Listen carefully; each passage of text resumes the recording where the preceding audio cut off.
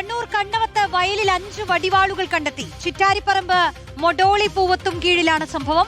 തൊഴിലുറപ്പ് തൊഴിലാളികളാണ് വയലിൽ സൂക്ഷിച്ച വടിവാളുകൾ കണ്ടെത്തിയത്. അക്രമത്തിനോ പ്രതിരോധത്തിനോ സൂക്ഷിച്ചതാകാമെന്ന് എഫ്ഐആർ. അർജുൻ കല്യാട് ചേരുന്നു. അർജുൻ, കണ്ണൂരിൽ നിന്ന് ഒരു പ്രദേശത്ത് നിന്ന് ഇങ്ങനെ വടിവാളുകൾ കിട്ടുന്നത്, അതും തൊഴിലുറപ്പ് തൊഴിലാളികൾക്കാണ് ഇവ കിട്ടുന്നത് എന്നുള്ളത്, ഇത് ഗൗരവമായ വിഷയമായി തന്നെ പോലീസ് കാണുന്നുണ്ടോ? എന്താണ് അവരുടെ വിശദീകരണം? ഇത് പ്രദേശവാസികളുടെയൊക്കെ പ്രതികരണം അറിയാൻ കഴിയുന്നുണ്ടോ?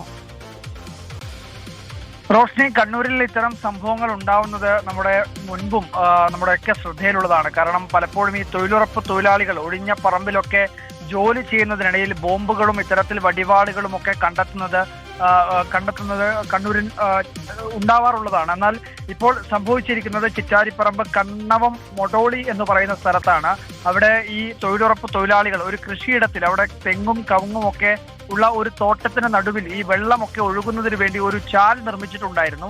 ആ ചാൽ ഒന്നുകൂടി ഈ മഴക്കാലമൊക്കെ ആയ ഒരു പശ്ചാത്തലത്തിൽ സുഗമമായി വെള്ളം ഒഴുകുന്നതിന് വേണ്ടിയുള്ള ഒരു ചാൽ വൃത്തിയാക്കുന്ന ജോലി ചെയ്യുകയായിരുന്നു. അതിനിടയിലാണ് ഈ ചാലിൽ ഒരു പ്ലാസ്റ്റിക് കവറിൽ പൊതിഞ്ഞ ഒരു വസ്തു ശ്രദ്ധയിൽപ്പെടുന്നത്. സംശയം തോന്നിയിട്ടുള്ള തൊഴിലാളികൾ പിന്നീട് പോലീസിനെ വിവരമറിയിക്കുകയായിരുന്നു. കണ്ണവം പോലീസ് ആ സ്ഥലത്തേക്ക് എത്തി പരിശോധിച്ച ഘട്ടത്തിലാണ് അത് വടിവാളാണ് എന്നുള്ള കാര്യം മനസ്സിലാക്കിയത്. ഈ പ്ലാസ്റ്റിക് കവറിനകത്ത് ഒരു വലിയ PVC പൈപ്പിനകത്തായിരുന്നു 5 വടിവാളുകൾ ഉണ്ടായിരുന്നത് എന്നുള്ളതാണ് മനസ്സിലാക്കാൻ വേണ്ടി കഴിയുന്നത്.